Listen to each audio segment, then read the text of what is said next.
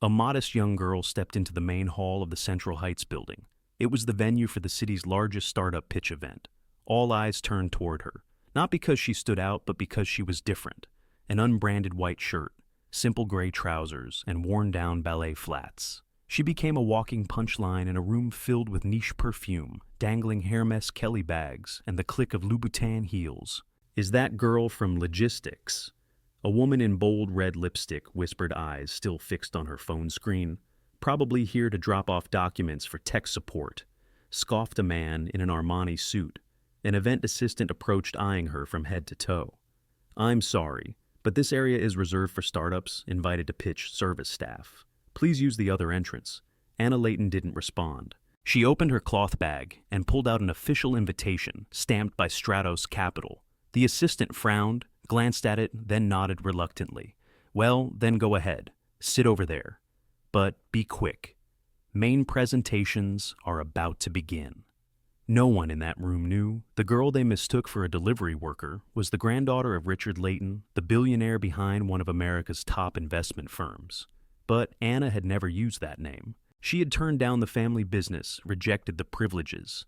She chose to start from scratch with no media, no connections. She stepped into the pitching room. The high ceiling was grand, and million-dollar LED screens blazed the names of elite startups. She sat alone in the back row.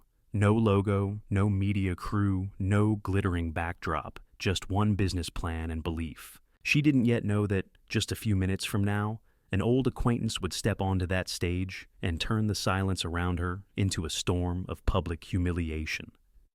The pitching session began in a grand hall paved with marble, its ceiling lights reflecting off rows of red velvet seats like a theater reserved for the elite. Anna Layton sat quietly in the last row, surrounded by startup founders in Versace blazers and investors flashing VIP badges, her brown eyes observing in silence. Her laptop, plain without a brand sticker or commercial background, displayed only one line of text. "Education is not a privilege. It is a fundamental right." A whisper rose from the front.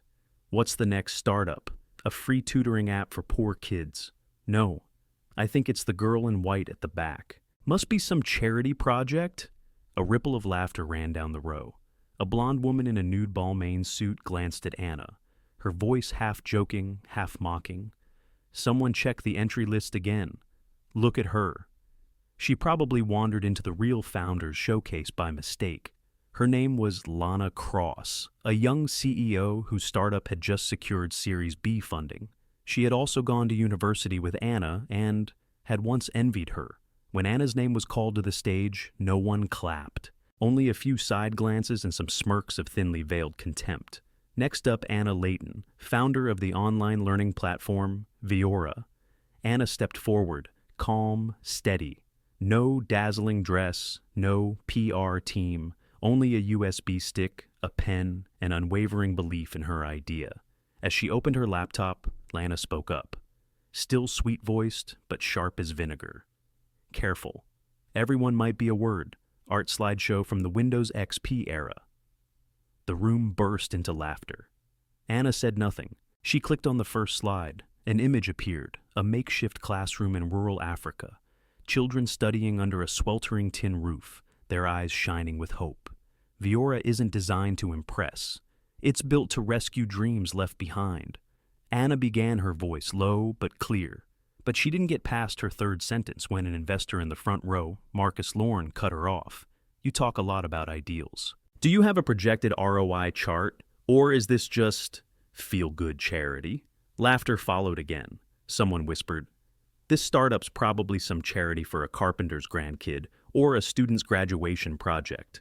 Anna clenched her fist slightly, eyes still focused on the projection screen. Below the stage, phones started snapping pictures. Images of her standing alone in old ballet flats began circulating in the Pitch Royals group chat. Captions appeared, "Startup from the suburbs, fishing for sympathy. Vote for the blandest outfit at the event." But Anna didn't back down. She moved to the next slide, her voice steady. "We've piloted this in 3 countries, and the literacy rate, reading and writing, rose by 48% within 4 weeks. We're not selling a story, we're offering a solution." A brief silence. Then Lana laughed again, breaking the tension. "Sounds like something only someone with no real-world experience would say. Anna closed her laptop. She raised her head, dark green eyes unwavering. Some people choose startups to get on magazine covers. I chose this path because I was once a child who couldn't access the internet to study. For the first time, the room fell silent.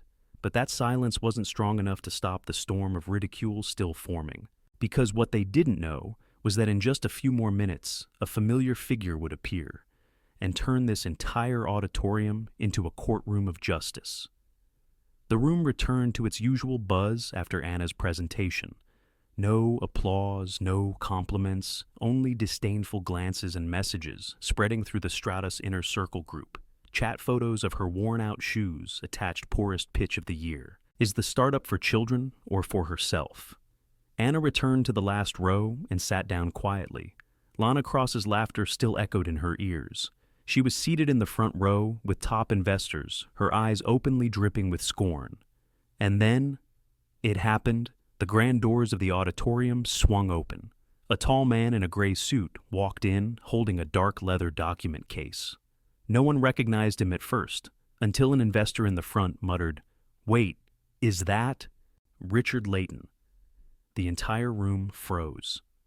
Richard Layton, founder of Layton, Holdings a $60 billion investment empire, a man who had graced the covers of Forbes, Bloomberg, and Time. He didn't attend events like this. He didn't need to.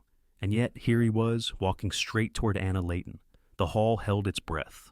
Lana Cross turned pale. Marcus Lorne gripped his fountain pen tightly. A few had taken out their phones, unsure what they were witnessing. Richard stopped in front of Anna and bowed slightly. He handed her a USB and an official investment agreement. "Anna," he said, his voice low but warm, "I can't let you keep being judged by your shoes." She looked up. Her green eyes shimmered with unspoken emotion. He turned toward the audience, and his voice turned sharp as steel. "I am the founder of Layton Holdings and Anna's grandfather. And starting today, I'll be joining her in leading the next investment round for Viora with $20 million from the Layton Foundation." Silence fell upon the hall like a sentence handed down in court. Lana Cross was speechless. Marcus Lorne, the man laughing 5 minutes earlier, now stared at the floor. Another investor whispered, "I just rejected Richard Layton's granddaughter's startup." No one dared look at Anna again. Richard turned back to the crowd. His voice rang out across the room like a declaration marking the beginning of a new era. "I've invested in hundreds of CEOs, but none have made me prouder than my own granddaughter, the one who turned down a golden path to write her own story. And as for the rest of you, if you feel ashamed today, it's not because of Anna, it's because of your own narrow judgment." And in that moment, the auditorium was no longer a startup, pitch stage. It had become a vivid lesson about the true value of a person. Anna wore no crown. She had no PR team cheering her on, only an unshakable composure and one undeniable truth. She was the only person in that room who didn't need to prove she belonged. After Richard Layton announced a $20 million investment in Viora, no one said a word. The silence stretched on heavier than any apology that might have been uttered. Lana Cross tried to curl her lips into a smile, but the glossy cream lipstick had already cracked. The person who had been live streaming quietly turned off their phone. In the Pitch Royals group chat, once flooded with memes mocking Anna, messages were now being deleted in rapid succession. From the corner of the room, an older investor muttered, "If I reshare those clips making fun of her today, I'd be digging my own grave." Marcus Lorne lowered his head. His hands trembled as he pulled out his phone and whispered, "Call the PR team. Take down all the posts." Now, a girl in the second row who had chuckled earlier when Anna first walked in, now quietly retracted the business card she was about to hand to a Layton Holdings representative. No one dared approach Anna anymore, not out of disdain, but out of fear. Fear of being reflected in the mirror of awareness she had just held up to them. Anna stood, not arrogant, not angry. She stepped up to the stage once more, her worn-out flats tapping softly but steadily against the polished stone floor. She picked up the mic, raised her head, and in her dark green eyes there was no trace of pain anymore, only a calm, cutting clarity like steel that had just been forged in fire. "Thank you all for everything you showed me today," she said. "I don't need to be applauded, I just need to be heard." No one dared interrupt. I didn't walk into this room wearing a designer label. I walked in wearing the responsibility for thousands of children left behind, because investment funds chose glitter over value. She gestured toward the final slide, where a photo showed a young boy studying under a sun-scorched metal roof. I'm not here to prove anything, because if an idea needs a Chanel bag to be taken seriously, then maybe the people in this room are the ones who need to be reevaluated. Silence. Then, a round of applause. It started with a young female founder seated at the end of a row, then two more, three, and then the entire auditorium. Not because of Richard Layton's reputation, but because Anna had made them confront themselves. In the front row, Lana Cross could no longer stay seated. She rose, turned on her heel, and walked out her heels, clicking in a frantic, uneven rhythm. Anna didn't look back, because she knew today was not the day she won with power. It was the day she made a room full of privilege bow their heads to character. Less than 24 hours after the pitching event, what happened to Anna Layton had become the talk of every major social media platform. Twitter, the girl mocked as not fit for the stage, turns out to be the granddaughter of billionaire Richard Layton and just secured $20 million in funding, hashtags Anna Layton. Viora turnaround TikTok. A clip capturing the moment. Anna stood silently through mockery, then had her identity revealed by her grandfather, hit over 3 million views overnight, Instagram. A photo of her in a plain white shirt, standing before the slide that read, "Education is not a privilege," went viral with the caption, "Elegance isn't in the logo. It's in how you stand firm among wolves without trembling." But Anna posted nothing. No long status. No staged photo beside her grandfather. No triumphant speech. She turned off notifications, closed every news article, and returned to the small office on the outskirts of the city, where the Viora team was sipping coffee and folding flyers by hand. "You're on Forbes now?" her assistant Lan said, half excited, half nervous. "People are calling you an inspiration. We even got a talk show invite for Friday morning."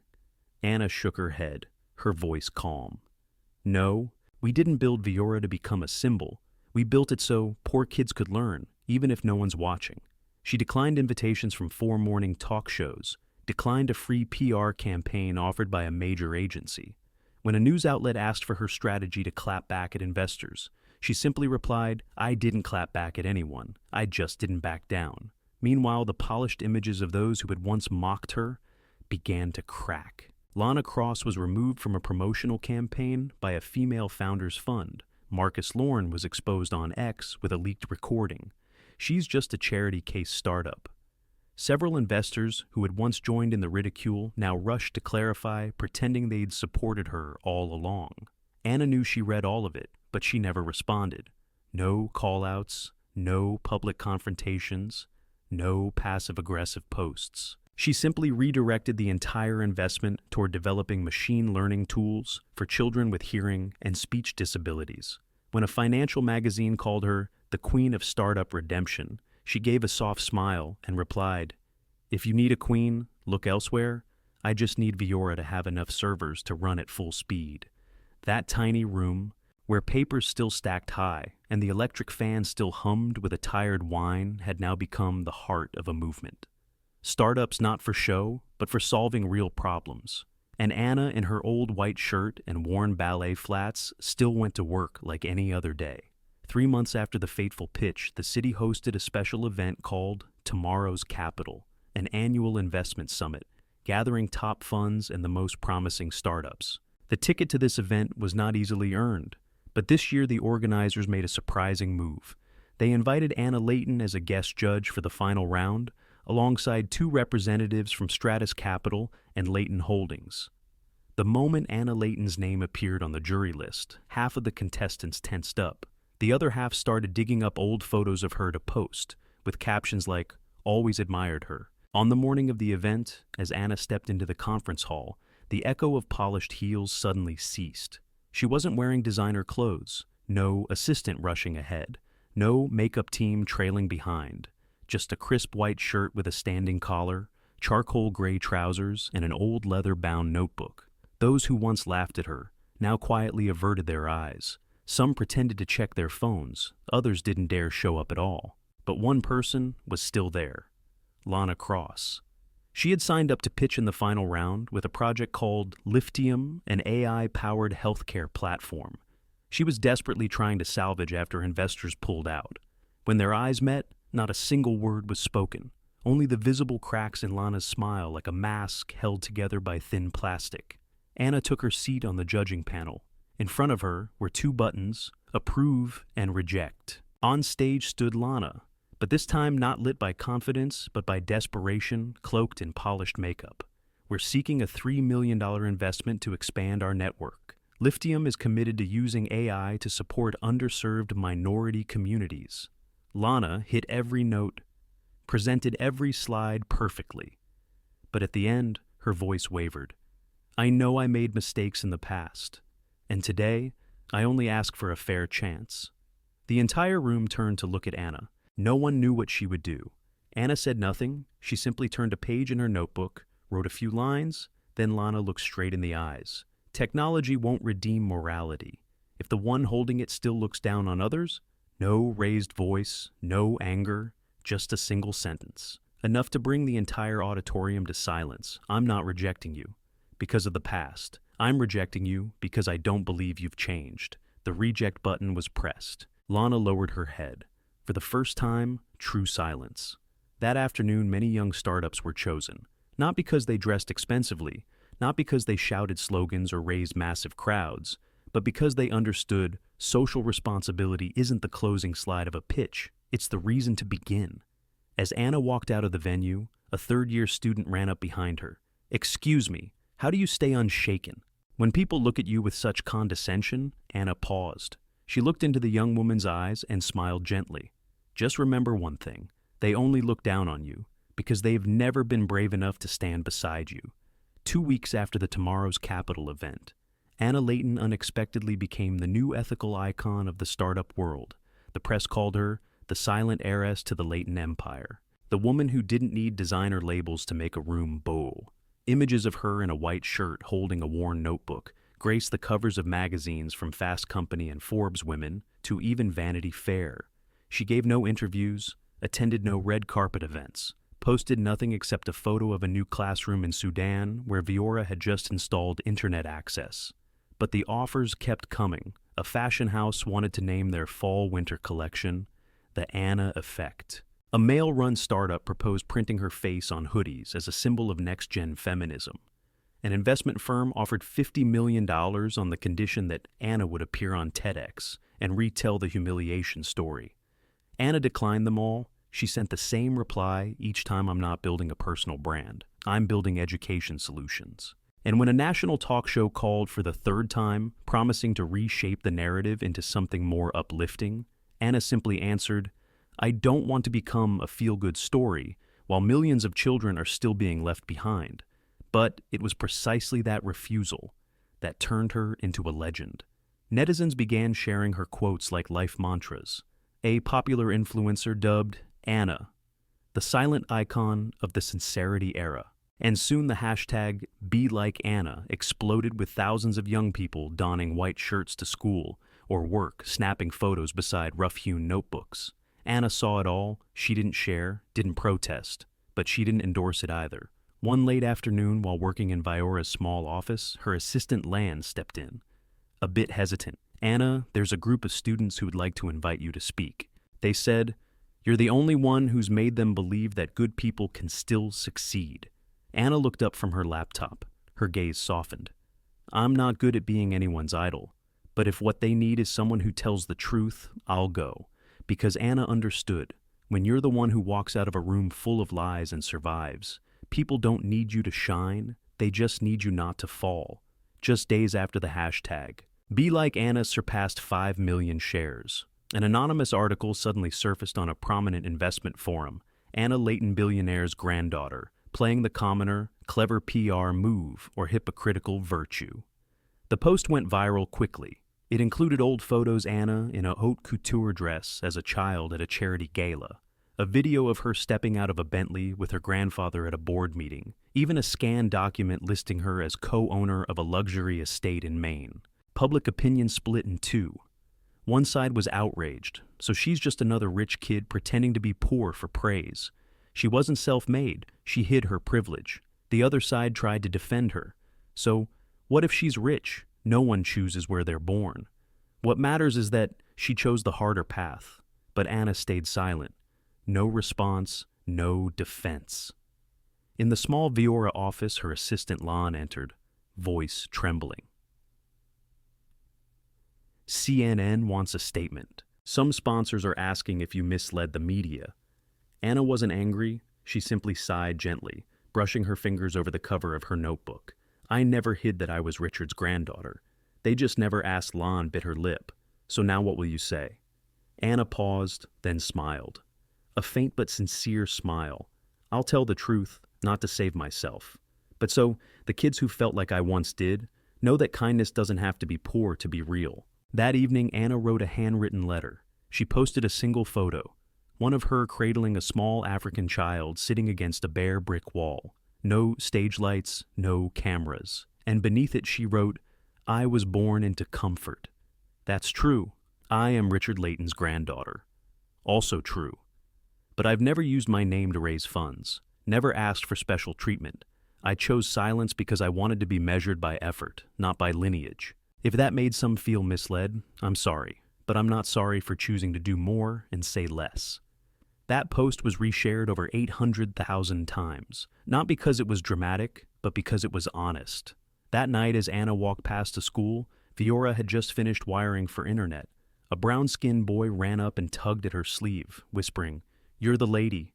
They say online pretended to be. Poor Anna stopped, then knelt down to meet him at eye level and replied, I'm not poor, but I've felt alone, and I know you have too. So if I can help you feel like you deserve to be heard, then I don't mind if the whole world misunderstands me. And to that boy, she was real. To that heart, she had nothing left to prove. 6 months after the fateful pitch, Viora officially operated in 12 countries, bringing educational access and technology to thousands of marginalized children. Anna still wore her white shirt, still worked in an office where the ceiling fan hummed and rattled, still refused every title the world tried to stick on her. But then, an urgent message arrived in her personal inbox. A planned investment from Layton. Holdings into Viora has been internally suspended by the funding board. No explanation given. Anna was silent for a few seconds. She didn't call her grandfather, didn't ask anyone to intervene. She simply opened her laptop and called the executive team. I want to prepare a contingency plan. If the $3 million source is cut off, we'll need another way. That evening, while the team analyzed the budget data, a leaked internal message from a Layton Holdings board member spread across an investment forum. If Anna won't clarify why she declined to take over the Layton empire, then the fund shouldn't use family assets for projects lacking loyalty. The media swarmed and headlines began to appear. Heir who refused to inherit or hiding something more. Viora faces crisis. Amid family conflict, Anna Layton, the princess who turned down the throne, a rational choice or betrayal.